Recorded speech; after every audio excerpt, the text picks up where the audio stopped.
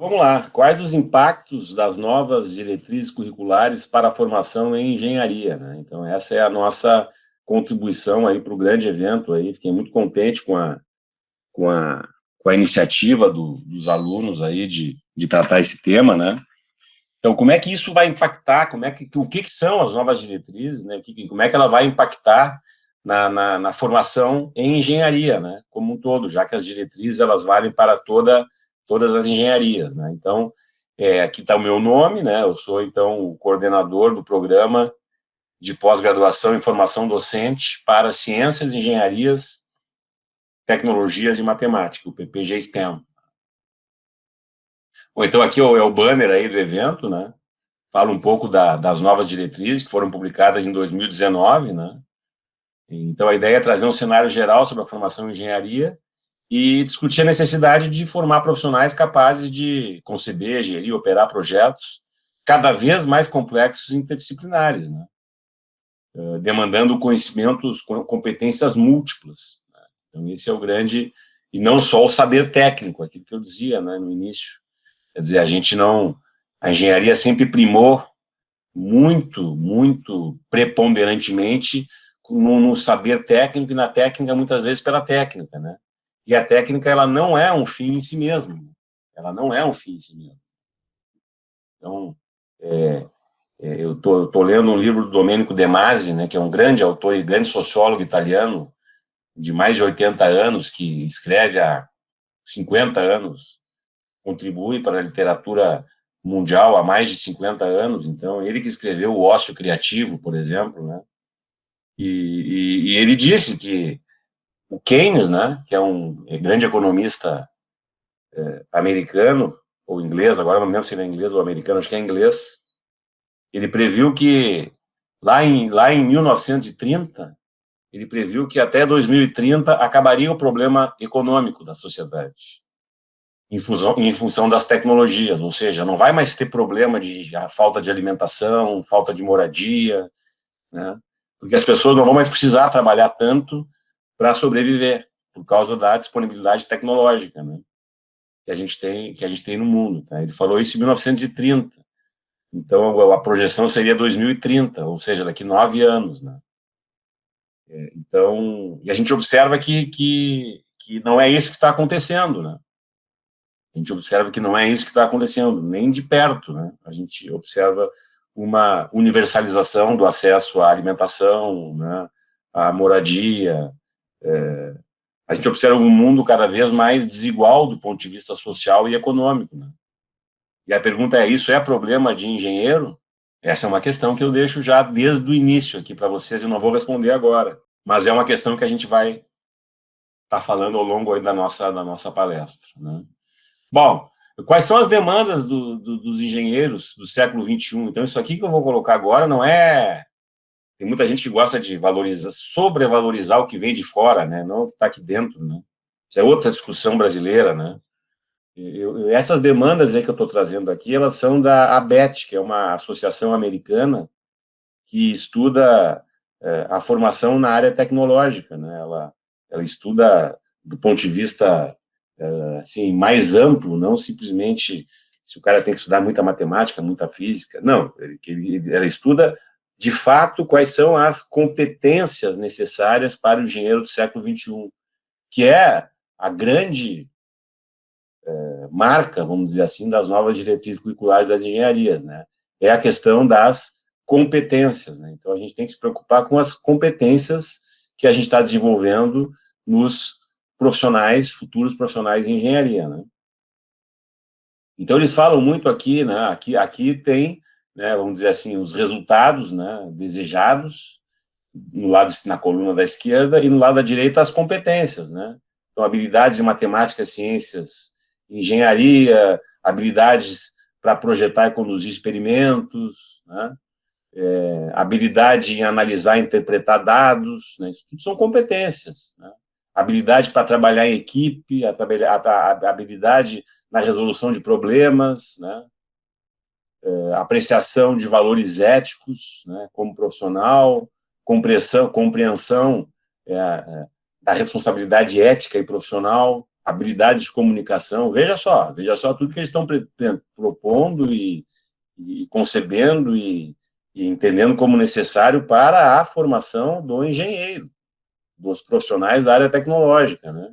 Está sempre estudando, né? Eu me lembro que eu tinha isso, eu via os outros engenheiros dizendo, eu peguei meu caderno que eu tinha usado na faculdade depois de 20 anos, quer dizer, a engenharia ainda muito em algumas áreas, ainda com conhecimento muito estático, muito artesanal ainda, né?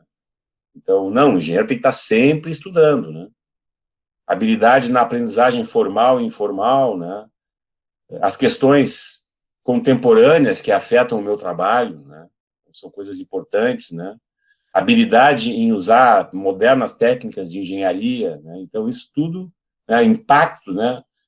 Entender o impacto social, econômico e ambiental do meu trabalho, isso tudo está lá, pessoal. Essas são as grandes instituições americanas que estão pensando no que o engenheiro precisa saber. Então, a gente tem uma visão, às vezes, distorcida da realidade americana, né? Que a gente acha, não, os Estados Unidos só quer guerra, só quer domínio tecnológico, etc., mas não é bem assim, existe muito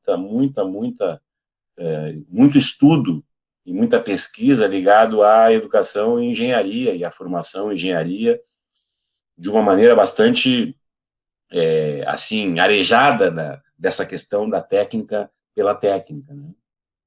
Isso não é diferente na Europa, não é diferente no Japão, etc., né? E aí eles, inclusive, fazem aí uma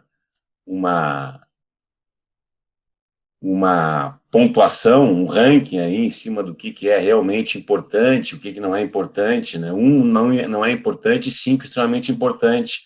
Quais as competências, né? Então, trabalhar em equipe, né? Análise de dados, resolução de problemas, etc., né? Eles fazem também esse estudo, né? Mas todas essas são importantes, tá? Projetar, né? Temas contemporâneos, experimentação, impacto, né? Bom, aí vem inclusive, a pessoa que foi uma pessoa muito importante neste processo de estruturação e finalização das novas diretrizes foi o professor Vanderly Fava de Oliveira, que ele, inclusive, já é aposentado, recentemente se aposentou na Universidade Federal de Juiz de Fora, né? Então ele foi uma das pessoas que bancou essas novas diretrizes, que foram publicadas em 2019, né? E aí fala-se das competências, né? Que estão lá, isso está no texto, né, das novas diretrizes, né? Formular e conceber soluções para a engenharia, né, analisando as necessidades dos usuários e seu contexto, compreender fenômenos físicos e químicos através de modelos, né?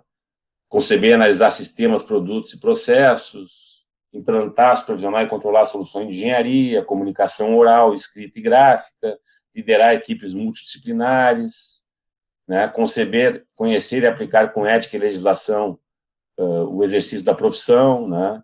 Aprender de forma autônoma, né? Isso é muito importante, a questão da autonomia, né? Ter autonomia para lidar com situações e contextos complexos, né? Atualizando-se em relação aos avanços da ciência, da tecnologia, bem como em relação aos desafios da inovação. Então, isso é fundamental, pessoal.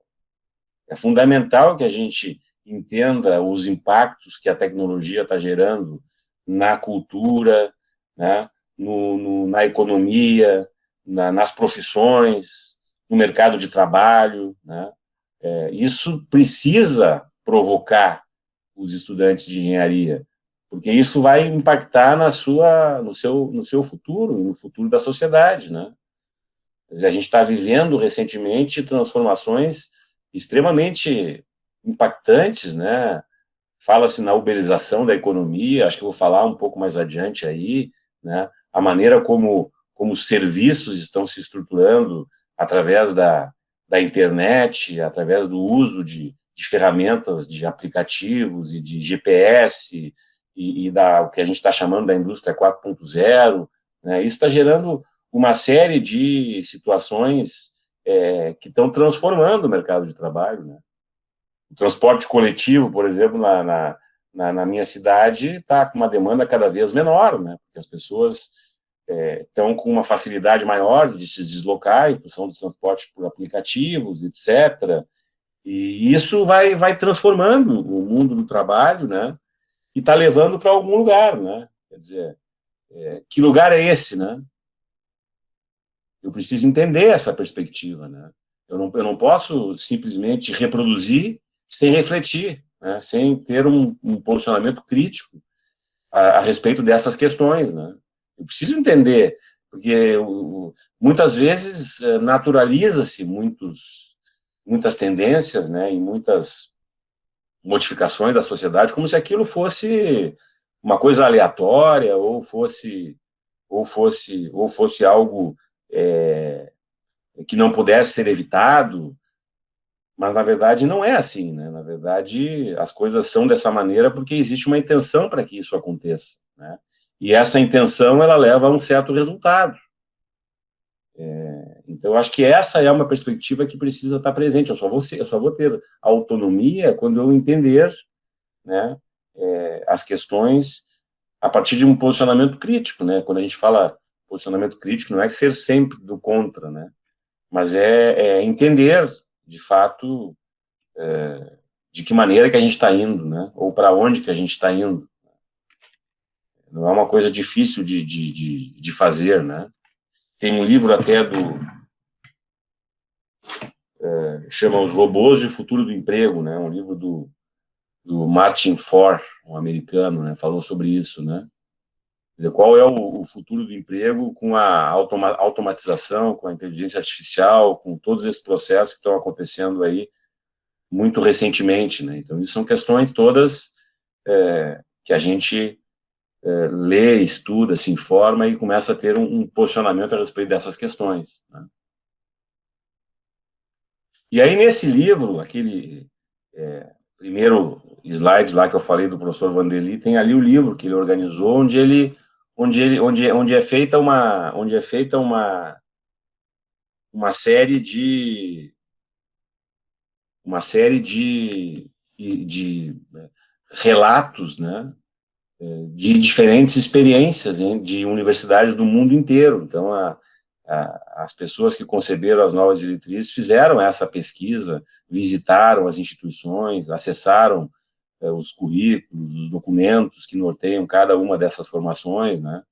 Então, ali, por exemplo, na Harvard University, né, na Escola de Engenharia e Ciências Aplicadas, eles fazem o que a gente chama da peer instruction, né, que é uma metodologia de aprendizagem também muito difundida no mundo inteiro, onde se promove a interação entre os estudantes, né, nos conceitos fundamentais dos conteúdos de cada disciplina, né? Então, é aquilo que eu dizia no início, né,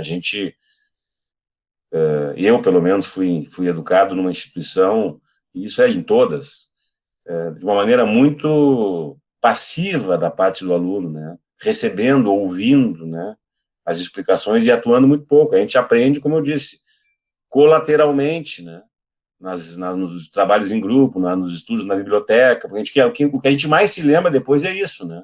Pô, como é que eu aprendi? Foi o fim de semana inteiro estudando em casa, né? Foi os grupos de trabalho com os colegas, né? A gente nem lembra da explicação, entende? A explicação é uma vez só. É lá, 40 minutos, 2 horas, mas depois eu passo 10 horas fazendo exercício, né? Então, é mais ou menos por aí, né? Então, o peer instruction, ele institucionaliza, digamos assim, essa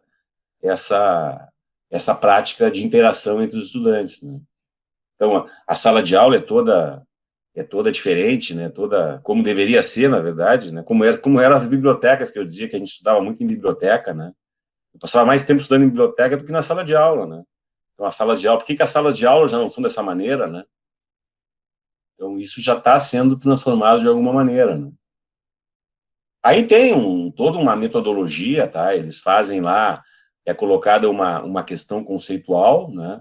É feita uma exposição dialogada breve do professor, é colocada uma questão conceitual. Aí, dependendo do tipo de quantidade de acertos que é feita, que se obtém naquela questão, tem-se uma metodologia diferente, né? Se tem menos que 30%, o professor revisita o conceito. Se tem de 30 a 70, faz-se discussão em pequenos grupos e depois uma segunda votação, né? E se tem acertos de mais de 70%, se vai direto para a explanação e parte-se para uma nova questão e um novo tópico, né? Então, isso é a metodologia de peer instruction, de maneira resumida aqui, né? Mas, então, é diferente, cada turma vai ter um desempenho diferente, cada turma vai ter uma trajetória diferente. Como é que tá? Estão entendendo um pouco do conceito? Estão gostando? Isso que o senhor comentou da disciplina do Peer Instruction ser institucionalizado, é porque estaria, por exemplo, no projeto pedagógico do curso em si, ou assim, ele continua dependendo do professor, da vontade única dele de querer usar alguma coisa assim em sala de aula? Aí vai depender de cada instituição, né? A gente vê que as universidades públicas é diferente das privadas. A pública tem que ser uma coisa meio nascida de baixo, assim, não adianta impor, a princípio, assim, uma ação, ou através de políticas, como, por exemplo, as novas diretrizes, né? Para que os professores, para que seja valorizada essa atividade do professor na sala de aula, né? Então, o que acontece muitas vezes é que o professor está mais preocupado na sua pesquisa, na sua área específica, vamos dizer assim, o professor da área de hidráulica está lá estudando os fenômenos hidráulicos, o professor de estruturas está estudando lá os métodos numéricos para análise de placas rígidas, etc., e não está preocupado com a sala de aula, entende? Porque valoriza-se mais isso na academia brasileira, né? E isso tem que mudar, isso é preciso que se comece a valorizar mais a atividade do professor na transformação da sala de aula, entende? Para que isso seja mais valorizado. Porque é aquela história, né, gente? Não estou falando nem da questão financeira, mas é o reconhecimento, né? Quem é que não sente falta do reconhecimento, né? Dos pares, das instituições, para que aquilo seja feito, né? Então, eu acredito nisso, eu senti na pele isso quando eu passei para fazer cadeiras na educação, vi a diferença e senti que aquilo realmente tinha que ser estudado. Agora, a gente precisa também que esse sistema seja incentivado, para que os professores eles se deem conta de que é importante mudar a sala de aula, né? Porque, gente, a sala de aula está igual a 100 anos atrás, a 200 anos atrás. Entra no hospital há 200 anos atrás e entra hoje no hospital. Entende? Entra num museu, em qualquer instituição que você entra hoje e 200 anos atrás, ela é completamente diferente. A escola continua igual. São as cadeirinhas ali, enfileiradinhas, o professor com o seu quadro. Pode botar um PowerPoint, pode botar o que for, né? Mas a forma de ensinar, como eu mostrei aquelas cadeiras ali, né? Quer dizer, aquilo ali é uma sala de aula mais apropriada, né? Eu me lembrei da biblioteca, né? Porque eu me lembro de eu ralando na biblioteca, gente. E em casa sozinho na biblioteca com meus colegas, entende? E a sala de aula fica ali só ouvindo o professor, quer dizer, para cada 50 minutos com o professor tem que ser 5 horas estudando sozinho, né? Então, alguma coisa precisa mudar nisso tudo, né? Então, aí o peer instruction teria que ser uma modalidade fomentada pelas escolas de engenharia, sem dúvida. Tinha que ter capacitação, tinha que ter formação, né? Os professores tinham que dar curso para os próprios professores sobre a peer instruction, né? Então, é mais ou menos por aí, né? Deixa eu dar uma continuada ali, então. Vocês vão me interrompendo aí, tá? Pode deixar. Bom, depois tem o Massachusetts Institute of Technology, né? Conhecidíssimo centro de alto reconhecimento aí no mundo inteiro, né? Então, eles fizeram um modelo de educação baseado na prática da engenharia, em um contexto muito próximo da futura vida profissional do engenheiro, né? Então, com duas categorias, o conhecimento técnico das disciplinas e o resultado de aprendizagem pessoal, né? Então, eles têm aí 2 níveis, né? E aí vai lá. Bom, aqui tá. Então, aqui é o exemplo de Massachusetts. Então, aqui, bom, isso, falando ainda desse caso, eu vivi na pele isso aí, quer dizer, Eu logo que me formei, eu trabalhei como engenheiro civil de empreendimentos imobiliários, né? E aí, poxa, era uma complexidade extrema a questão do trabalho com um público muito específico, né, da construção civil, né, saber lidar com esse contexto cultural e social diferente, né, onde o engenheiro ficava numa posição extremamente complexa, né, porque você, como engenheiro, você é visto pelos operários como dono da empresa, tá certo? O operário te vê como dono da empresa. E o dono da empresa te vê como operário, entendeu? Então, é uma posição extremamente complexa de se trabalhar, e isso nem de perto se discutiu durante a minha graduação. Ninguém me falou isso. Uma coisa tão óbvia, tão difícil de lidar, e tão desafiadora para o recém-formado, não se discutiu durante a minha faculdade. Eu acho isso grave. Eu acho que esse contexto em que eu iria trabalhar e a maneira como eu deveria me portar, né, deveria ser discutido durante a faculdade, né? Então, é um pouco dessa categoria 2 aí, resultado de aprendizagem pessoal, né? E não só o conhecimento técnico da disciplina, né? Ou seja, um modelo baseado na prática da engenharia, né? Próximo do contexto da futura vida profissional do engenheiro, né? Bom, então isso aqui isso está no livro lá do Vanderly, tá? A questão que ele aprofunda um pouco mais essas questões, né? Conhecimento científico, raciocínio lógico, né? Então ele fala da matemática das ciências, conhecimento fundamental de engenharia, depois vem com as habilidades pessoais e profissionais, né? Então, aqui são as competências, resolver problemas de raciocínio analítico, experimentação, investigação e descoberta do conhecimento, pensamento sistêmico. Eu me lembro que eu trabalhava numa construtora, a segunda que eu trabalhei, aí, eu sempre gosto de citar esse caso, né? Aí eu entrei na obra, a obra já tinha começado a estrutura, né? Já estava lá no terceiro, quarto pavimento. E antes de eu entrar, tinha o dono da empresa era engenheiro também, mas ele largava tudo para os estagiários, né? E antes de mim, praticamente era um estagiário que estava ali cuidando do início da obra, e o mestre de obras, né? E aí, o que eles fizeram? Eles acabaram nos fundos do empreendimento, eles cortaram demais o terreno, né? Eles cortaram demais o terreno, tipo 1,5 m, né? E assim foi. E aí começaram a fazer o prédio. Já estava lá no quarto pavimento, se deram conta disso. Aí o que ia acontecer? Eles iam ter que executar a rampa do prédio, a rampa que dava acesso ao estacionamento lá de trás, só que a rampa ia chegar no andar, no nível do projeto da rampa, já estava 1,5 m acima do nível que ficou o aterro lá atrás. Ou seja, eles iam ter que levar terra de carrinho de mão lá para os fundos. 1,5 m de altura para uma área de mais ou menos, sei lá, 200 metros quadrados. 200 vezes 1,5 m, né? Tem mais uns 30% de empolamento, estamos falando aí de 400 metros cúbicos de terra, né? Para levar de carrinho de mão. Veja só.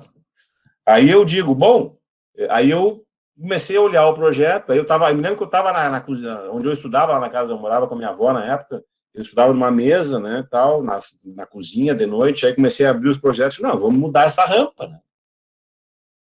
Vamos fazer a rampa chegar no andar, para não precisar levar tanta terra lá para trás, né? Vamos fazer essa rampa, vamos baixar o nível, diminuir a cota dos fundos de estacionamento, né? Aí eu me lembro que eu cheguei para esse engenheiro, o dono da empresa que tinha colocado estagiário para fazer isso aí, disse, não dá. Vai lá e fala com... Quer ir falar com o arquiteto? Vai. Eu fui falar com o arquiteto, né?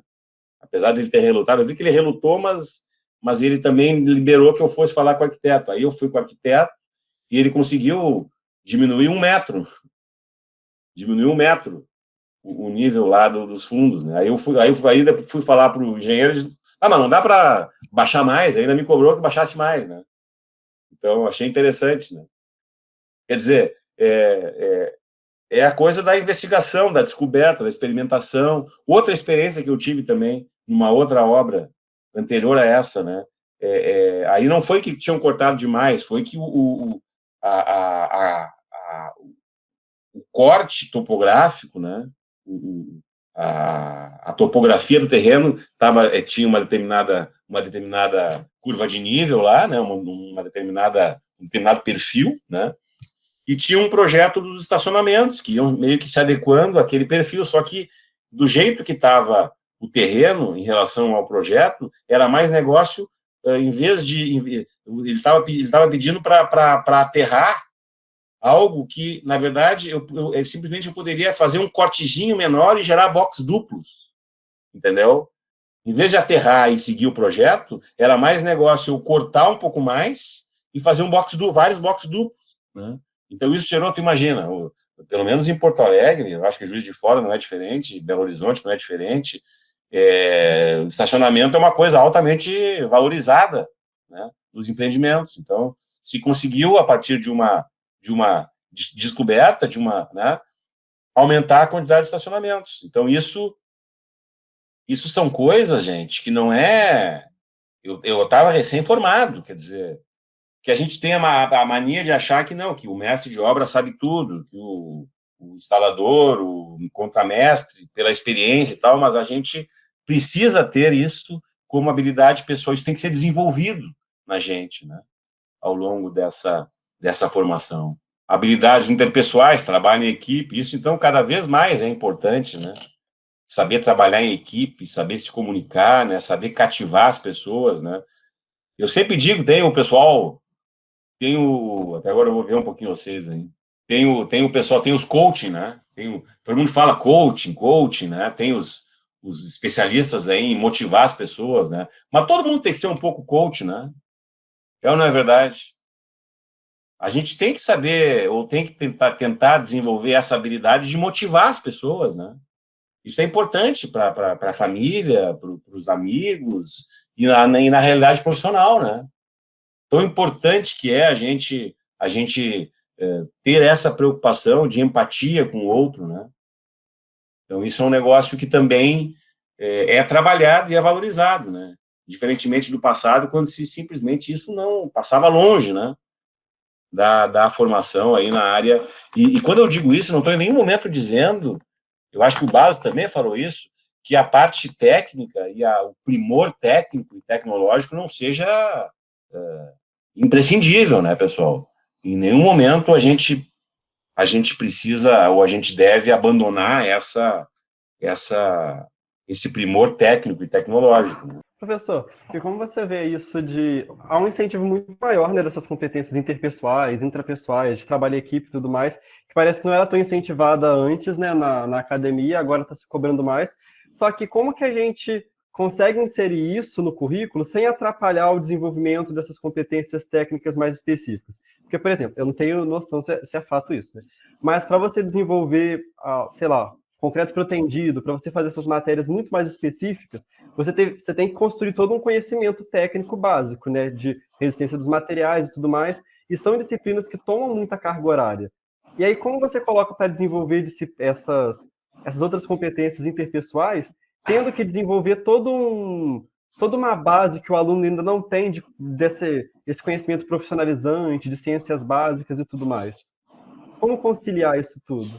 E às vezes também pode ter um conhecimento no meio disso tudo, tipo, em resistência dos materiais. Às vezes tem algo ali que não é tão interessante para o aluno, ou que ele não vai aplicar no futuro, ou que ele não vê necessidade. Como fazer para tirar esses conteúdos e realmente fazer algo específico para aquele curso de engenharia? A gente precisa olhar o currículo de baixo para cima, do lado da esquerda para a direita, de cima para baixo, porque a gente tem que transformar essa nossa formação, né? Porque se a gente for levar em conta que o professor vai ter que ministrar da maneira como ele ministra, né? Expositivamente, né? Toda a matéria, é claro que vai faltar, porque ele vai dar toda a aula dele de álgebra, ele vai dar toda a aula dele de cálculo, toda a aula dele de física, toda a aula dele de ciências materiais, e vai ter que falar um pouquinho outras coisas também. Mas não é assim, entendeu? Tem que acontecer uma transformação no currículo de maneira que haja mais interação, né? De maneira que haja mais interface com a realidade profissional, né? E porque a gente, é o que eu dizia, a minha experiência como estudante, a gente aprende muito mais fora da sala de aula, em muitas situações, do que dentro da sala de aula. Basta ver o tempo que a gente passa na sala de aula e o tempo que a gente passa estudando. Entende? Então, a gente não tem que pensar só nas 4.000 horas de aula lá que a gente tem no curso. Entendeu? Ou a gente tem que dinamizar essas 4.000 horas de aula, para que elas não sejam 4.000 horas de aula, que elas sejam 4.000 horas, claro, se falou nas atividades complementares, isso foi muito banalizado, tá? Pelas últimas diretrizes, tá? Eu fui coordenador de curso e te digo, foi muito banalizado isso, das atividades complementares. Os alunos chegavam lá, tinha que aprovar, tinha que ter tantas horas complementares, foi até interessante aquilo, mas eu acho que sabe, virou um negócio, virou uma... Sabe o que eu tô falando, né? As atividades complementares. Depende, tipo, participar de empresa júnior, essas coisas assim? Existe uma parte da carga horária dos currículos, tá, das engenharias, o que está previsto nas diretrizes anteriores, que se chama atividades complementares, tá, que tem uma carga horária específica. E aí o aluno, quando ele integraliza o currículo dele, ele tem que ter uma certa quantidade de atividades complementares registradas no currículo. E aí é congresso, é participação em empresa júnior, coisas que são fora da sala de aula. Então, essa foi a primeira tentativa, tá, de fazer com que esses conhecimentos aparecessem de outra maneira. Então, eu acho que a gente tem que pensar nisso, não tem que pensar naquela carga horária específica da aula expositiva, entende? A gente tem que pensar de uma maneira mais dinâmica no currículo, tá, e na formação do sujeito. Isso. Sim. Deixa eu só complementar o que você comentou, mas também provocar um questionamento, né? Porque, assim, a gente pensa de forma geral, atualmente, no mundo que nós estamos vivendo. Eu estou com 22 anos, né? 22 anos, entrei na faculdade com 18 para 19 anos. E aí eu tenho professores que dão aula há mais de 40 anos, quase. Né? Então, assim, os caras são muito bons na parte da teoria, de compreender a situação toda, mas tem essa dificuldade mesmo de se relacionar com o aluno, de lidar com tecnologia e tudo mais. Então, assim, eu compreendo ambas as partes, né? Tanto os professores, os educadores, que aí vem de uma carga de graduação, pós-graduação, mestrado, doutorado, pós-doutorado, aí a pessoa fica ali vários anos estudando nessa parte de educação, e aí, quando de fato ela começa a aplicar os seus conhecimentos, tentar mudar alguma situação, ela bate de frente com isso.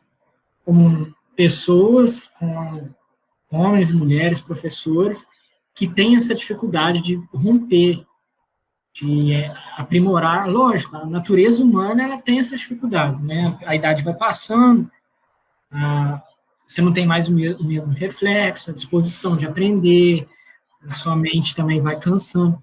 Então, assim, isso é um caminho muito longo que a gente tá para vivenciar daqui para frente. Nós, hoje, com 25 anos, a gente já está criando essa mentalidade que lá na frente, eu vejo aqui, por exemplo, o Yuri, né? O Yuri a gente estuda junto, trabalha junto no PET, e desde cedo o cara tá comendo esses negócios, ingerindo tudo que vem sendo falado de educação.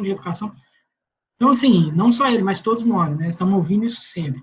Então, eu acredito que mais no futuro, quando as pessoas estiverem lá no fazendo doutorado, de fato, aplicando enquanto professor, eu acho que vai mudar um pouco sobre isso, né? Então, é interessante a gente provocar isso desde já.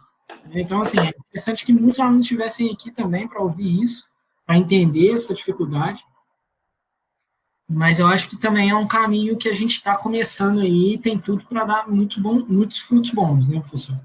É só essa provocação. Sim, não, sem dúvida que a gente nota que há uma resistência, né? Uma dificuldade nessa mudança, né?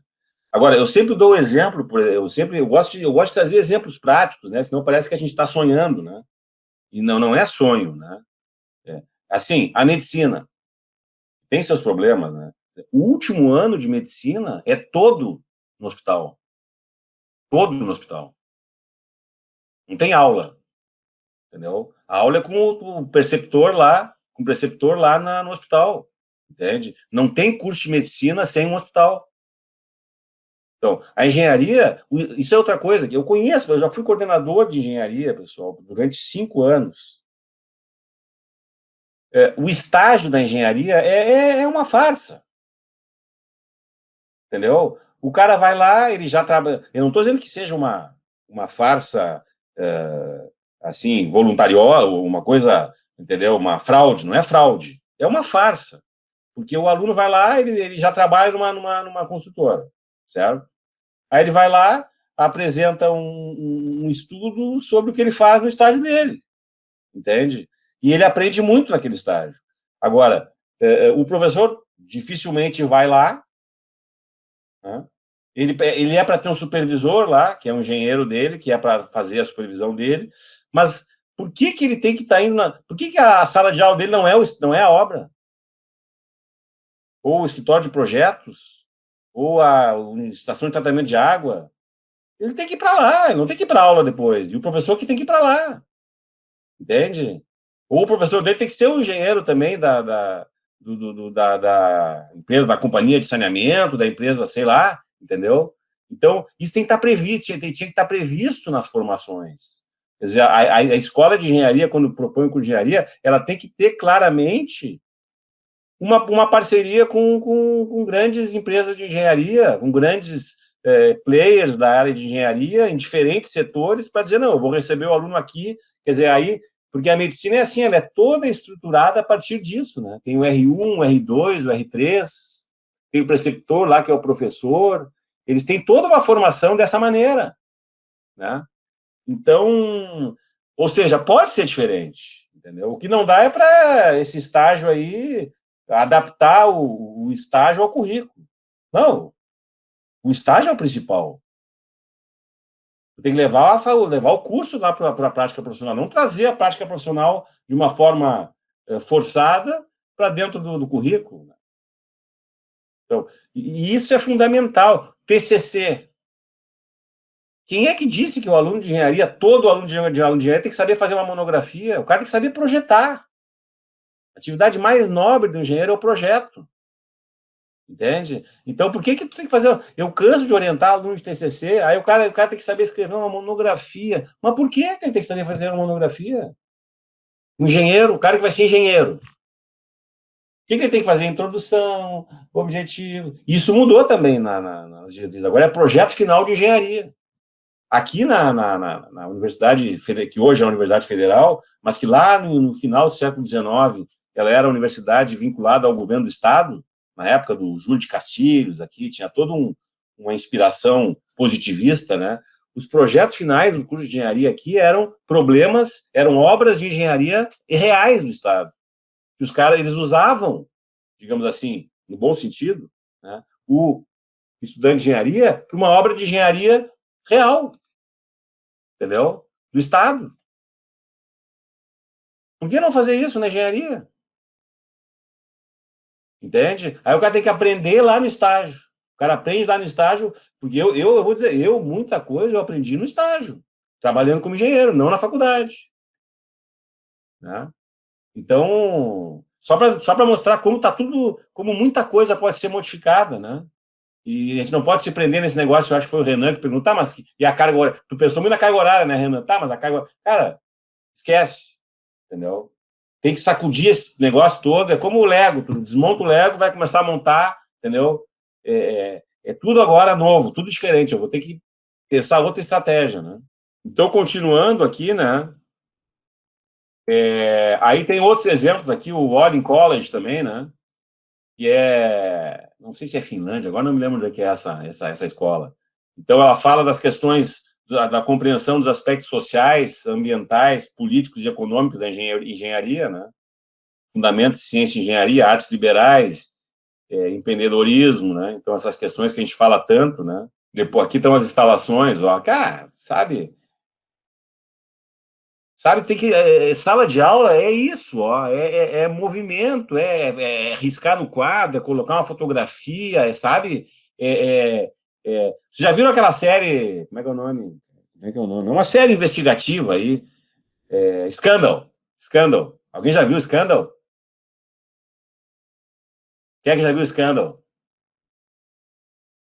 É uma série que fala que é um escritório de advocacia lá, coordenado por uma mulher lá, alta, super inteligente, super infiltrada na Casa Branca, né? E aí, quando as investigações altamente complexas, aí elas botam aquilo num quadro, colocam a foto de um cara e foto do outro cara, e liga uma coisa com a outra, sabe? E as pessoas ficam olhando aquilo tudo e trabalhando em cima daquilo ali, né? Então, a sala de aula tem que ser um negócio assim, tia. A sala de aula não pode ser uma coisa tão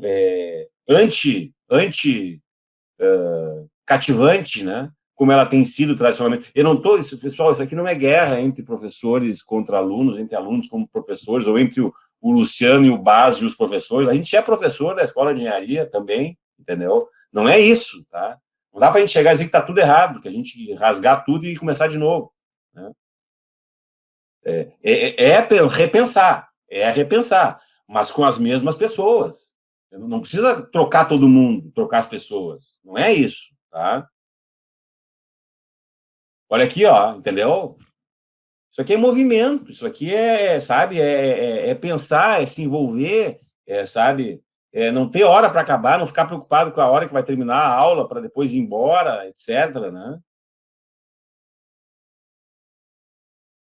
A California Polytechnic State University, né, em São Luís Obispo, ela tem o tal do hands-on, né, aprender fazendo, né, colocar em prática o que aprende no cenário real. Então, a gente tem muito pouco isso na engenharia, teoria, o cara não bota a mão na massa, né? Eu lembro que eu fazia os ensaios lá, eu trabalhava numa empresa de consultoria geotécnica e tecnológica, eu fazia lá os ensaios de Proctor e tal, eu fazia, metia a mão mesmo, sabe? Eu achava que eu tinha que fazer. A gente não tem esse estímulo, né, durante a faculdade, né? Essa aqui no Vale do Silício, né? Ó, não tem professores, né? Claro, essa aqui é uma coisa para ver como dá para fazer coisa completamente diferente, né? Quer dizer, não tem tem prédio, tem aluno, mas não tem professor. Só tem o teste de lógica, né? E o aluno não precisa comprovar que terminou o ensino médio, né? Então, os alunos trabalham 15 horas por dia durante 30 dias e recebem missões e vão executando, né? Então, aqui, segundo eles lá, conhecem mais engenharia de computação do que em 2 anos de universidades da França e dos Estados Unidos, né? Então, são projetos avaliados por um comitê pedagógico. Então, é uma coisa completamente fora da caixinha, né? Completamente fora da caixinha. Ó, e o Minerva University tem professores, alunos, mas não tem prédios, né? Não sei se já ouviram falar dessa aqui. Essa aqui, os alunos viajam para 7 países diferentes, né? E aí eles ajudam na solução dos problemas daqueles países. Então, tem todo um envolvimento internacional, de entender o contexto, né, daquele país, de pensar soluções tecnológicas para aqueles países, né? Então, é uma realidade, uma proposta bastante diferente, né? Aí em Stanford, né, em Palo Alto, né, lá o coração do Vale do Silício, né, tem lá o Design Thinking, né, que é uma metodologia de inovação e de desenvolvimento de novos processos, novos produtos, também aplicada na sala de aula. Eu até estou orientando um aluno de mestrado nessa área, aplicando Design Thinking para o ensino, né. Depois vem o Problem, Project, Process, Practice, People-Based Learning, né, que é problema, projeto, processo, prática, pessoas, né? Sendo a base da aprendizagem. Aí é o sistema deles aí, né? Então, o pessoal visitou todas essas instituições, né, e desenvolveu ali, e concebeu, então, as diretrizes, né? Ó, aqui, essa da Dinamarca, todos os conteúdos de ciências básicas estão incluídos nos projetos, tá? Então, claro, é uma questão a se pensar, né? Por que eu tenho que ensinar equações diferenciais e depois ensinar fenômenos de transporte, onde o cara vai usar equações diferenciais? Por que não está junto lá o professor de equações e o professor de fenômenos de transporte, né? Já ensinando as duas coisas juntas, né? Por que tem que... Aí o cara não lembro, professor. Sim, né? Quando o cara vai usar, o cara não lembra. Então, por que não criam grupos interdisciplinares de professores trabalhando com alunos, esses conceitos todos das ciências básicas inseridas numa aplicação, por exemplo, né? Eu trabalho com ações diferenciais porque eu tenho formação em matemática também, eu sou engenheiro civil, né, que eu não falei no início, e sou licenciado em matemática, então eu trabalho muito cálculo também. Então eu também procuro trazer questões, integrar as questões, né, das equações diferenciais com a realidade de cada curso ou de cada viés profissional, né? E tem essa instituição da Holanda, que tem o Problem-Based Learning, grupos pequenos, né? Menos aulas tradicionais, né? Eles usam os tutores, tem alta empregabilidade, né? Porque pessoal, assim, ó, o que acontece? O pessoal não está se dando conta. O pessoal não está se dando conta de uma coisa, certo?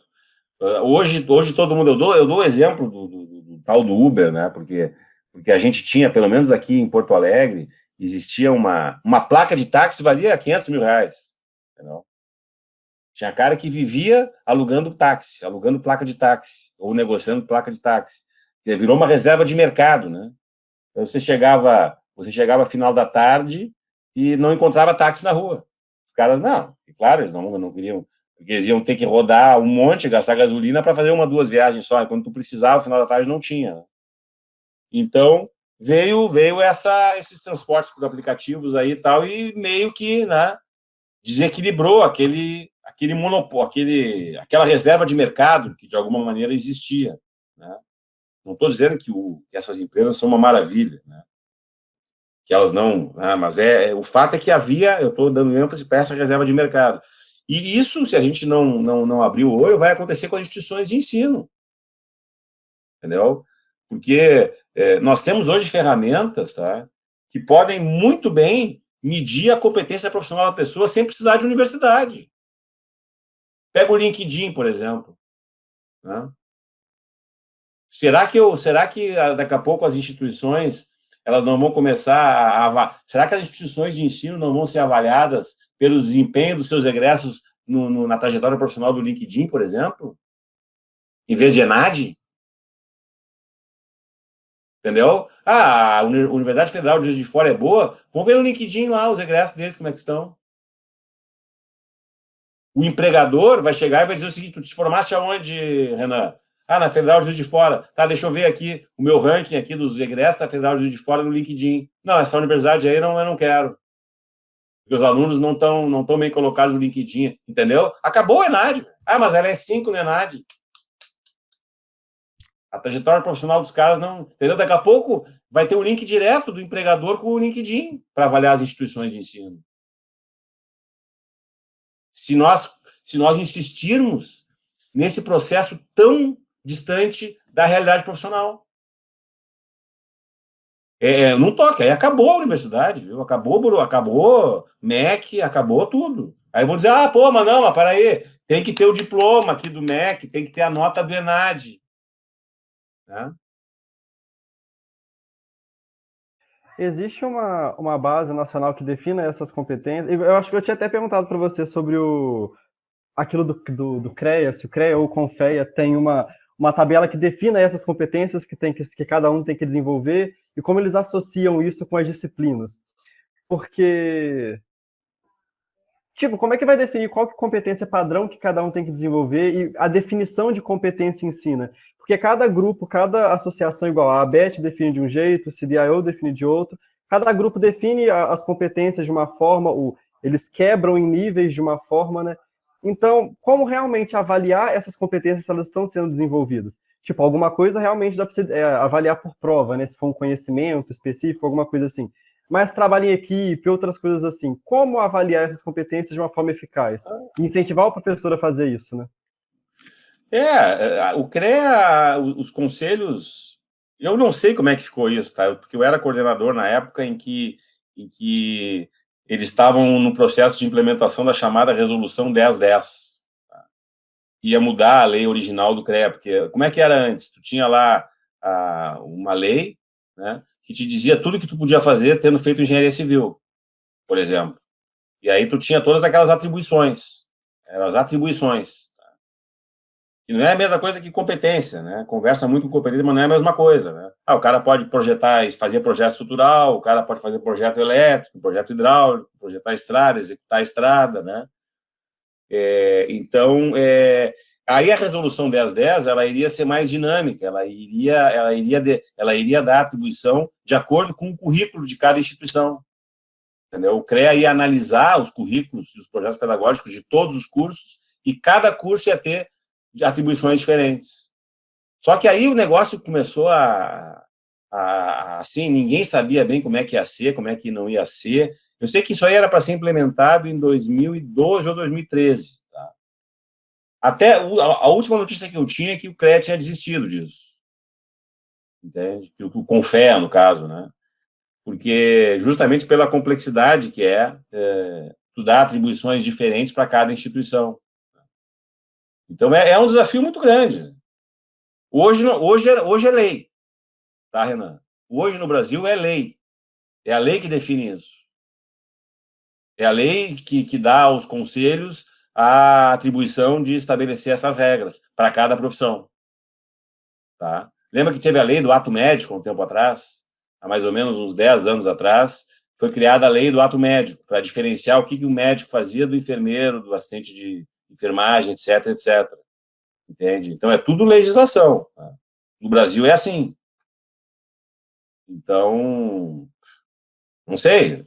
Em outros países existem as agências, as agências que regulam e que acreditam, né? As agências creditadoras, né? Que daí tu acredita o profissional em determinadas atribuições e o cara passa a ter aquela atribuição a partir dessa acreditação, né? Mas não é o que é feito aqui, né? Aqui é na base da lei, né? E os conselhos é que operam e que regulamentam isso. Bom, aí vem as inovações, né? Então, veja, tem aquilo que eu falei antes, a capacitação docente, né? Valoriza a docência na graduação. O projeto pedagógico de curso ele é ainda mais importante, né, nas novas DCNs, né? Fala aqui da trajetória profissional do engenheiro. Então, a formação do engenheiro como uma trajetória, né? Não somente na graduação, né? Mas fazer essa integração com o ensino fundamental, o acolhimento, depois acompanhar os egressos, né? Então, entender a trajetória do engenheiro como um processo maior do que a simples graduação, entende? Então, isso tem que estar presente nesse projeto pedagógico, né? Avaliar quem eu estou recebendo e quem eu estou entregando. Né? Então, isso é muito importante, né? Por isso que eu tenho aquela questão que eu falei para vocês, do LinkedIn, para acompanhar os egressos, né? Para identificar de que maneira que a formação do egresso, de que maneira que o egresso está tendo sucesso profissional, qual o perfil que eu estou formando na minha instituição, né? Qual a tendência de atuação profissional do meu egresso, etc., né?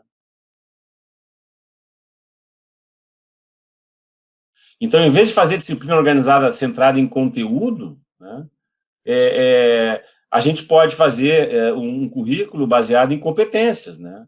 Esse é o grande desafio, né? Esse é o grande desafio, né? Em vez de ter disciplina de cálculo estrutural e disciplina de cálculo de estruturas de aço e madeira, disciplina de projeto elétrico, vai ter uma disciplina de projeto de engenharia. E não vai ser uma disciplina, vai ser uma competência. Entende?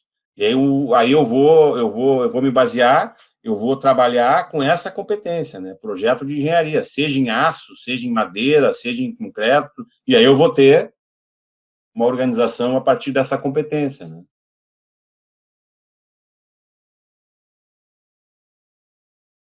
Então, a pergunta é essa, né? Então, como é que um conjunto de disciplinas organizadas temporalmente e, em certa medida, isoladas, pode se tornar uma sequência de experiências integradas de modo a permitir experiências suficientemente adequadas para o desenvolvimento das competências previstas para os egressos, né? Então, o cara estuda equações diferenciais lá no início, depois o cara estuda resistências materiais, depois o cara estuda mecânica estrutural, depois concreto. Aí, na cabeça dele, ele tem que saber fazer um projeto de concreto armado. Entende? Tendo trabalhado em tempos diferentes, em disciplinas diferentes, em sequências diferentes. Então, esse, na minha opinião, é o maior desafio que se tem. Seguindo, talvez, disciplinas organizadas em trilhas, né? Trabalhando uma sequência lógica né? Pensando sempre nas competências. Isso aqui é um desafio para cada instituição, né?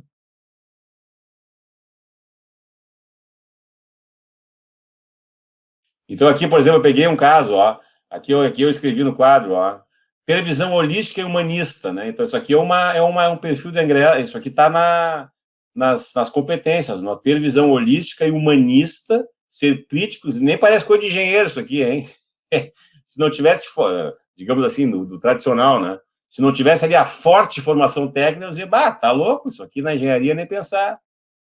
Visão holística, né? Pensar o todo, né? A inter-relação entre os diferentes contextos, né? Humanista, né? Quer dizer, tecnologia por quê? Que nem o básico, acho que ele falou, né? O que, por quê e para quem, né? Tecnologia por quê e para quem? Preciso perguntar antes, a tecnologia não é um fim em si mesma, né? A técnica não é o fim em si mesma, o nosso objetivo qual é? Desenvolvimento humano, né? Então, ser reflexivo, ser criativo, ser cooperativo, ético e com forte formação técnica, né? Como fazer isso, né? Como fazer isso, né? Bom, leituras contemporâneas, né? Que eu falei antes, o Domênico De Masi, o Yuval Harari, o Capra, né? Quer dizer, o engenheiro tem que ter essa compreensão mais ampla, mais crítica da sociedade, da civilização. Né? A gente está interferindo na civilização. Competências gerais do curso, aprender de forma autônoma a lidar com situações, contextos complexos, atualizando-se em relação aos avanços da ciência, da tecnologia, bem como em relação aos desafios da inovação. Então, como é que eu vou aprender de forma autônoma? Metodologias ativas, né? Aquilo que a gente viu naqueles cursos ali, aquelas salas, aquelas mesas onde formam-se grupos, quadros onde eu penduro o bilhetinho, onde eu escrevo, onde eu reflito, né? Peer instruction, né? Situações e contextos complexos, né? Leitura. Olha esse mundo que a gente está vivendo, né, gente? Olha esse mundo que a gente está vivendo. Olha a complexidade que a nossa civilização está sujeita. Não preciso dar muito exemplo, né, gente? Isso tem a ver com engenharia também. Isso tem a ver com engenharia. Certo? Avanço da ciência, da tecnologia, desafios da inovação, né? Hoje está muito bonito falar em empreendedor, em startup, né? Em empreendedorismo. Eu vou dizer, vamos ver sobre isso, vamos ler sobre isso, vamos entender sobre isso. Né? O que não dá para achar que as pessoas recebendo a beirinha da cadeia lá, como acontece com a uberização aí, o que a gente tem são pessoas à meia-noite do sábado entregando comida aí com esses Uber Eats da vida e essas outras empresas, né? Nada contra a empresa, né? Não é essa a questão. A questão é como que o Brasil, na posição que ele está recebendo, se apropriando e se beneficiando ou não de toda essa transformação nessa cadeia de serviços e produtos que estão sendo disponibilizados através da internet. Né? Isso é que tem que ser visto. Né? Por melhores que sejam as empresas, eu preciso saber qual é o impacto que esse modelo que está se estruturando está gerando na minha sociedade, no meu país, na minha realidade. Então, aqui tem 3 livros muito interessantes, ó, certo? Que eu recomendo para vocês, né? O Harari é um grande pensador, tá? Talvez seja o pensador que melhor explica os desafios da civilização atual, tá? Talvez seja o autor que melhor explica essa situação, né? Ele escreveu o Homo Sapiens, escreveu o Homo Deus e ele escreveu esse 21 lições para o século XXI. Domênico De Masi, né? Tem uma série de livros aí que eu posso indicar para vocês aí, que ajudam a gente a desigualdade, né? A questão do capital aqui do Thomas Piketty. O Thomas Piketty mostra, com números, né? O quanto a nossa sociedade está se tornando mais desigual, né? Como está aumentando a desigualdade econômica no mundo depois da Segunda Guerra Mundial, né? Então, isso é muito importante estudar. A questão das redes sociais, o Jaron Lanier, que é um cara um dos precursores do termo aí de realidade virtual. Ele é um cara do Vale do Silício, tá? Então ele escreve sobre o quanto a gente, o que acontece com a gente quando a gente está aí mergulhado nas redes sociais, né? O outro livro que eu recomendo é o 1984 também, que é o do eu vou pegar aqui o livro.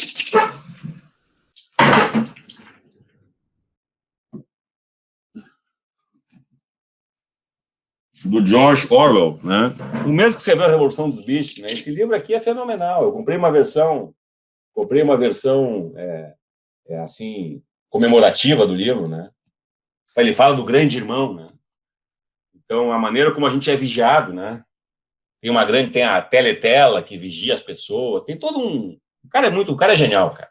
O cara escrever isso há um pouco menos de 100 anos atrás, é um troço fenomenal, há 70, 80 anos atrás.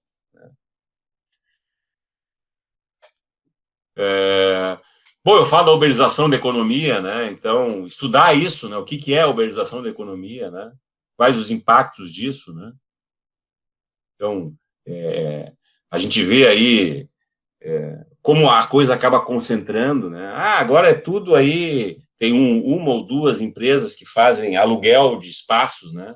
De apartamentos, de unidades residenciais, e quando tu vê, tá todo mundo naquele lugar, e aí quem determina o preço é aquele aplicativo, entendeu? Não é mais a própria instituição. Eu já teve vezes que eu fui no hotel, qual é o teu preço? É tal. Não dá um desconto? Não, porque no aplicativo esse é o preço, então eu faço esse preço. Então, gente, transforma completamente a dinâmica da economia. Quando eu tenho um domínio do mercado por 2 ou 3 aplicativos, né? Sendo que esses aplicativos não têm as estruturas, não têm os empregados, não têm risco nenhum na operação do negócio, só pelo fato de ele estar dominando a cadeia de informação, a cadeia de clientes e etc. Né? Então, isso interfere na economia, né? Interfere na lógica que a gente conhece de economia, né? Modelos de elevação da concentração de renda, aí entra equação diferencial, entra método estatístico, entra cálculo, tá certo? Biotecnologia, inteligência artificial, né? Bom, pessoal, então agora eu já estou aí partindo para o final aí da palestra aí, que é isso, pessoal. Eu acho que o desafio é grande, tá? Existe uma necessidade, né? Eu acho que está evidente, né? Eu acho que isso ninguém discorda, né? Existe uma necessidade de mudança na formação, na educação, né? Na educação, no Brasil em especial, né? E a gente precisa mudar, né? Então, enfrentar essas resistências, né? Mostrar com números, mostrar com argumentos que pode ser diferente, né? Com exemplos, né? de outros países, né? Então, mas é um desafio muito grande, realmente, essa mudança, tá? A gente está vivendo uma sociedade desorientada, né? É o que o De Masi diz, né? A gente não está sabendo explicar sociologicamente o que está acontecendo, né? Porque a gente tinha modelos explicativos, tinha o Marx, tinha o Adam Smith, né? Que explicaram o mundo do século XX. Né? A gente tinha uma teoria sociológica do século XX, a qual a gente recorria quando tinha alguma dúvida ou alguma inquietude, alguma ansiedade. Agora não. Agora a gente não tem um modelo teórico que explique, né, as redes sociais, as fake news, né, a indústria 4.0, os impactos do que a gente está chamando de uberização da economia, né? A gente não tinha essa realidade. E a gente precisa aprender a decifrar, né, sociologicamente, essa situação, né? Então, aí está o desafio, né? Aí está o grande desafio da gente começar a articular esses modelos teóricos para que a gente tenha uma base que explique tanta mudança, né? Porque a gente não consegue, o ser humano não consegue. Gente, eu sou da época em que eu Eu achava bacana vendo um papel sendo impresso numa impressora. Andamos na faculdade, eu estava no primeiro ano da faculdade e vi, olha que legal uma impressora imprimindo papel. Gente, e eu estou aqui, entende? Vivendo um mundo completamente transformado, né? O ser humano, será que o ser humano está conseguindo se adaptar a uma mudança tão grande, né? Então é isso, pessoal. Queria agradecer aí ao convite do Yuri, do Renan, aí o Gervásio também. Dizer que fiquei contente ali, os guris já tinham me procurado para fazer um podcast ali na época do ano passado, então eu estou à disposição, né? Eu acho que é o nosso, como é que eu vou dizer, é o nosso, é a sementinha que a gente vai deixando, né? Para as pessoas, né? Plantando uma sementinha para que isso chegue nas pessoas, que isso transforme de alguma maneira as pessoas, que façam as pessoas refletir, né? Então, desejo aí tudo de bom para vocês e contem comigo com o que tiver ao meu alcance aí, tá? Eu sigo aí à disposição de vocês aí. Eu vou colocar o último slide aqui, tá? A gente tem o nosso programa, tá? A gente tem o nosso canal no YouTube ali do programa, tá? Que lá eu procuro colocar os vídeos. Se vocês botarem aqui PPG-STEM YouTube, vai ter o canal do nosso programa aí, ó.